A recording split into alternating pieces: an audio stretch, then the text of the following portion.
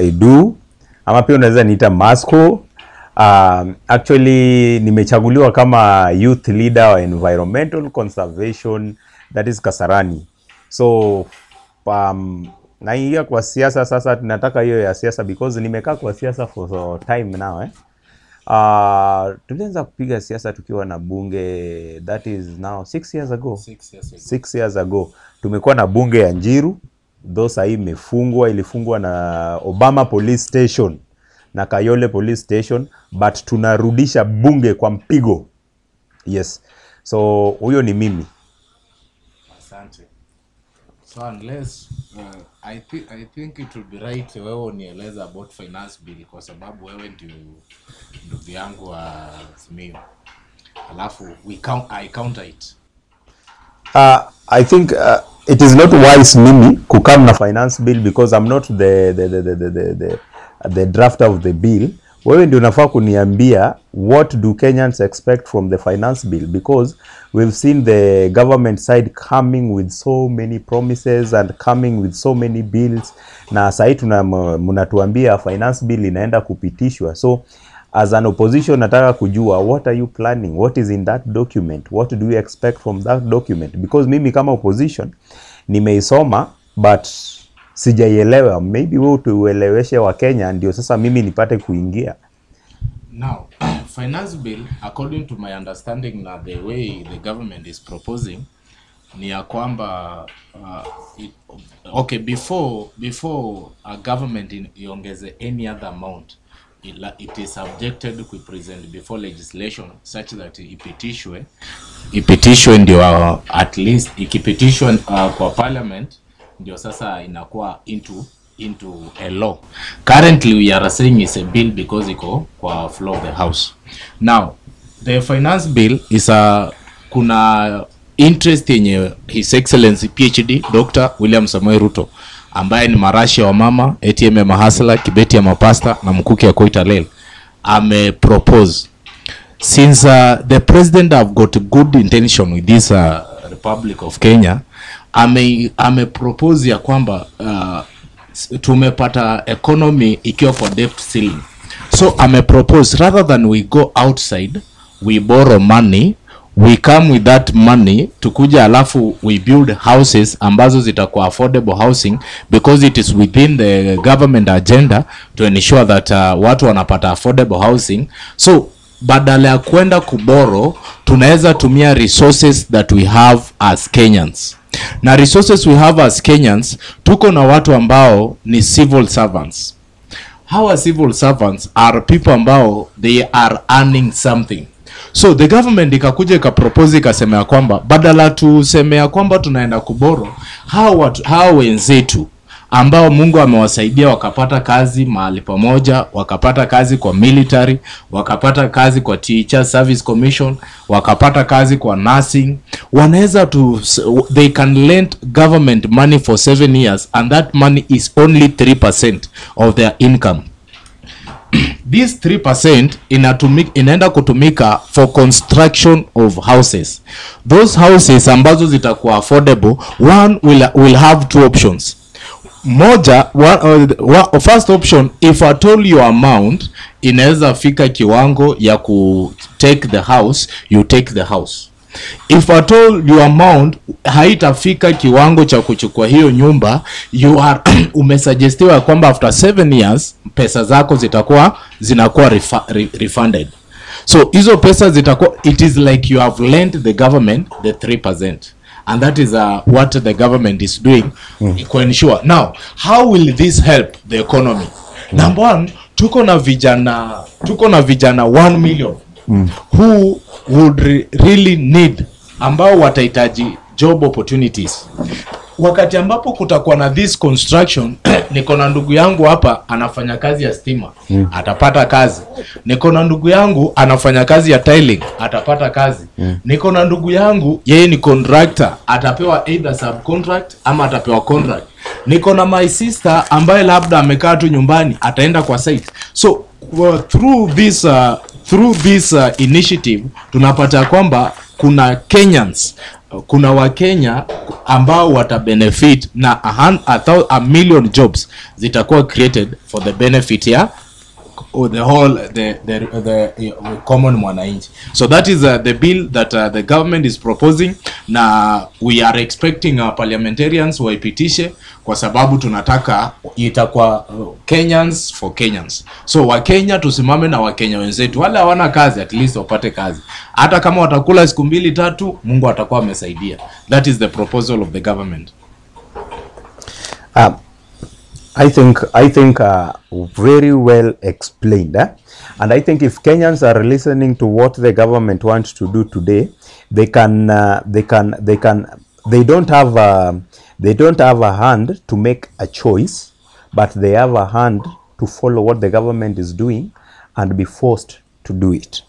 And from what we are hearing from the government today, I think a government is an institution that was elected by the people to do what the people want, not to do what the company want.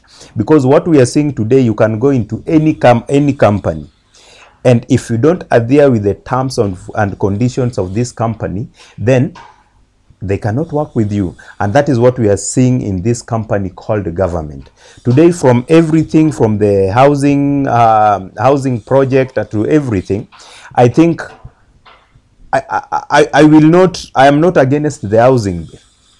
I'm not against that, because every Kenyans, people who are living in the slum areas, need this thing, which is not bad. But what Kenyans are asking today is that we learn from history.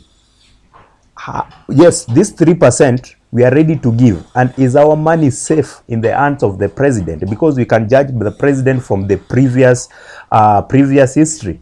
We've seen so many regimes. The president Ruto has been into so many 3 governments now. Let's say he has worked with the President Kibaki, he has worked with the President Uhuru Kenyatta. During Moi's time, the guy was still there. But can we follow the history of this guy and be able to understand what was he able to accomplish? You see, most of the things we have about with the name Ruto in most of our magazines is we have the Kumarer, yani vitu ambazo zinaenda na pesa kupotea, pesa kuibiwa. This is what most of the Kenyans are asking today. If today we are going with the housing project that Ruto wants to implement today, which should be a law, atukatai. This is a very good idea in the hands or in the pocket of Mr. President who we have today. You know, ukiwa na mtoto ambayo mkono yake sio mzuri na pesa, first akikuletea idea mzuri sana, you have to ask, huyu mtoto ako na idea mzuri sana, but hii pesa nikimpatia, is my money safe with this child? That is the first thing that you will ask. Number 2, forcing Kenyans into something. Okay, we have so many Kenyans who are working for the government today. I don't think kama kuna mwanajeshi ambaye anapata mshahara yake ambayo bank iwezi mpatia pesa ya kujenga nyumba na alipie pole. I don't think kama kuna mtu anafanya kazi kwa ministry ambayo leo bank itamnyima pesa ya kujenga nyumba because of 1, 2, 3. Today I was thinking, because it's a government of hustlers, ningetaka kusikia kwamba the Kibera project that the former regime that Uhuru Kenyatta left, Ruto is implementing the continuity of the same project. I wanted to see the same project in Mathare. I wanted to see the same project in Mukuru, Kayaba, Kayole. I wanted to see the same project in Gomongo. I wanted to see the same project in these slum areas. We have so many slums in Nairobi, not even in Nairobi, in Kenya. But today, if today you are setting aside these hustlers from the slum areas, then you are targeting the same people working for the government, the same people who can go to the bank and be given a loan to build houses. You are targeting this people with the money. Then your concern is not the mwananchi wa kawaida. Because I don't think if there is somewhere where mwananchi wa kawaida will go to the bank today, mwananchi who has no job, who has no title, pay slip, going to the bank to say, mimi nataka Equity, KCB ama Absa inipatie pesa naenda kujenga nyumba. The next question is, what do you want? Where do you work? Where is your pay slip? Mwananchi wa kawaida, the mama mbogas that we know, they don't have this. If the president is really concerned about the mwananchi wa kawaida, who he called mama mboga, the meaning of mama mboga is the mama who struggle down there, the mama who doesn't have the pay slip. You see, can this woman also be able to give the 3% from the zero amount they get daily? Okay, if everyone who is working in government today will own a house because the government has built the houses for them, what about the hustlers that put Ruto into power? I never voted Ruto. I never voted Ruto because, number one, they always say history repeats itself. Then if they say history always repeats itself, if we elect Ruto, then what do we expect? We remember very well when Ruto said, umejua, if Ruto angekuwa mtu wa kusema ukweli, at least we could have judged our president from everything that he has been saying. Tumekuwa tukiona ya kwamba finance bill sasa inakuja.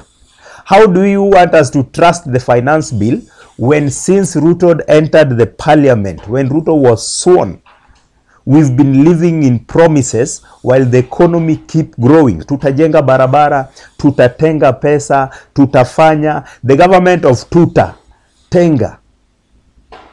We cannot live with the government of promises and these promises never come into life. Dead promises. So personally, as a member of Azimio la Umoja, with the leader Raila Amolo Odinga, Scania ya kupanda na kushuka, Baba Agwambo Tinga, Simba, trakta ya kuchimba na kulima, trakta ya kulima manyumba na kujenga, Baba Agwambo, I am telling you, if we could have voted Raila today, if history repeats itself, then Raila started the Kibera project. Then history could have repeated itself in Mathare. History could have repeated itself in Mukuru.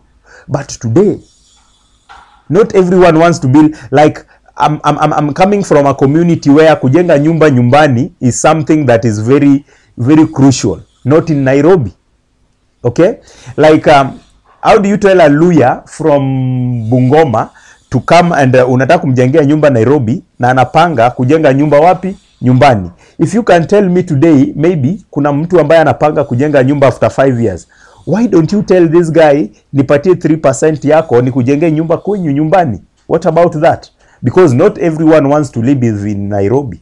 You see, Uhuru started the Boma Yangu project. It was not forceful. Your obligation was to go to the website, sign up to the portal, start paying willingly.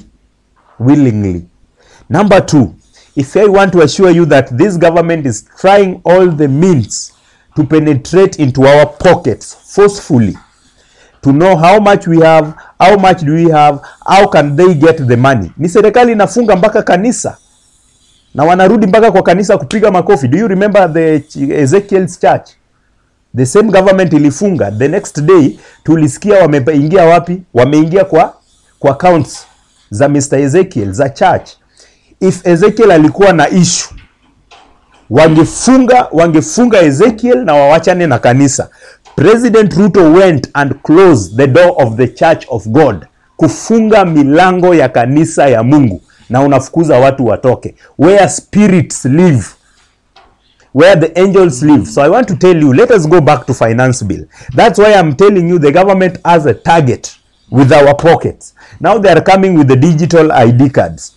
What about the digital ID cards? They want to put all our documents into these digital ID cards so that they can know the transactions you've done with your M-Pesa. They can know about your bank accounts, how many acres of land do you have, because it's one all-in-one ID. So they are trying to get the money that is in our pockets forcefully. Let me tell you, right now, a number of youths have no job, and that is why Uhuru Kenyatta brought NYS project, because there were not, hatukuwa na kazi Kenya. And that was the only thing that could have put youth busy temporarily when they're getting skills while waiting for jobs. But, today, someone is trying to force us, someone has forgotten us as youths and trying to hide into housing bill. Amesahau ya kwamba housing bill ni pesa. How do we pay it without jobs? Edu, you have to understand, I was quite categorical nikisema kwamba the earning. Na there is nothing wrong with me ambaye niko job kusaidia kukiretia my younger brother kazi kule nyumbani.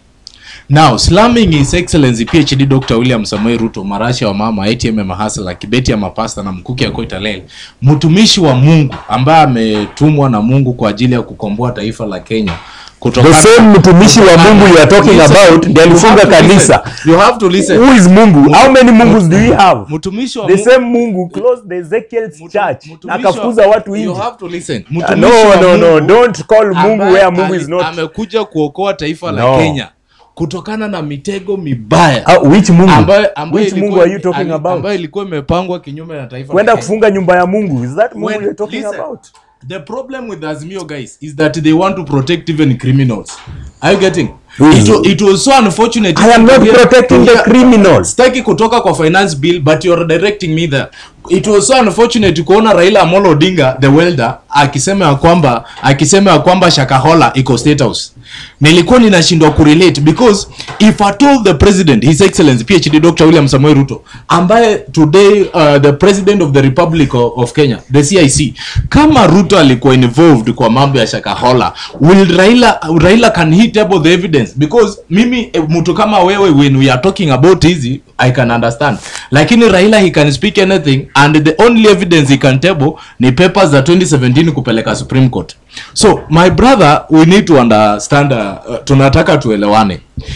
The problem na finance bill that Azimio are against is not because it is bad. The problem with this nation is who is bringing the idea. Ruto is bringing a very noble idea so that wakati tunaongelea finance bill, we are not talking about million job creation ambazo zitakuwa zinakuwa created. Are you getting? We are not talking about that, but we are talking 3%. Now, 3% of 30,000 is only 900. Don't say only, because someone has Listen, if a person is earning 30,000, 3% is only 900. If a person is earning 1 million, 3% is only 30,000. Now, if at all wewe ni Mkenya, ambaye wewe ni mzuri, you are a patriotic Kenyan, you understand very well ya kwamba it is once mimi nikiwa hivi kwa hiki wangu wangu kidogo, naweza jaribu jirani yangu asilale njaa. Now, if at all mimi kama Mkenya, ninajua kwamba ndugu zangu wengine hawana kazi, na tumepetewa nafasi na inji na president, the commander in chief, ya kwamba hawa watu tunaweza wasaidia. Why should we go against? About how many? Okay, I want you, when you are talking, also support your statement by telling us how many jobs has Kenya Kwanza created before we go to finance bill, to the housing project. Because the same people also need houses. Currently, Ruto amebaki with no obligation, and sorry to kusema Ruto, His Excellency PhD Dr. William Samoei Ruto, amekuwa na he's only obligated to use the budget ya Uhuru. If at all he can exceed, is through supplementary budget that he cannot do a half of what is required per year. Now, His Excellency PhD Dr. William Samoei Ruto amekuja akasema ya kwamba sasa budget ya Ruto inaanza this June. The first budget ya William Samoei Ruto ni from now mpaka next year mwezi wa June. Siku njema kwanza asubuhi. Kwa hii June ndio Ruto anaenda kupanga how can he work to ensure kwamba watu wanapata ajira.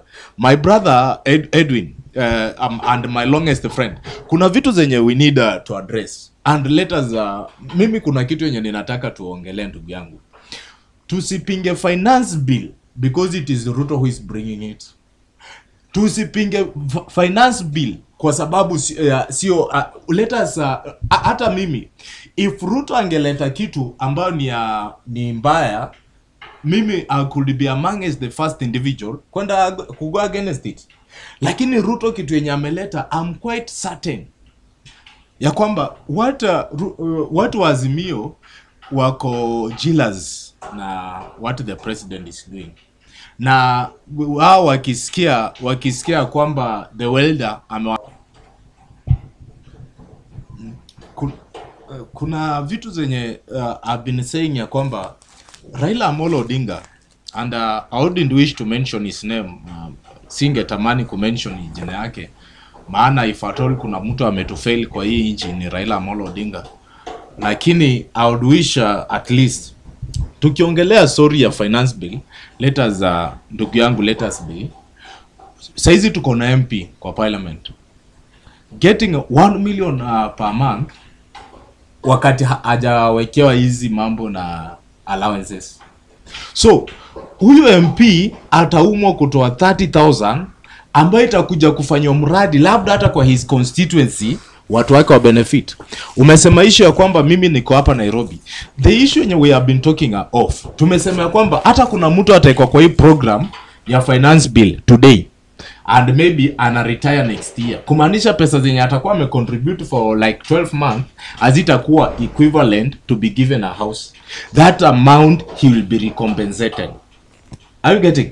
That is why Ruto is saying badala ya kukopa nje and we have cash flow in our security. Okay.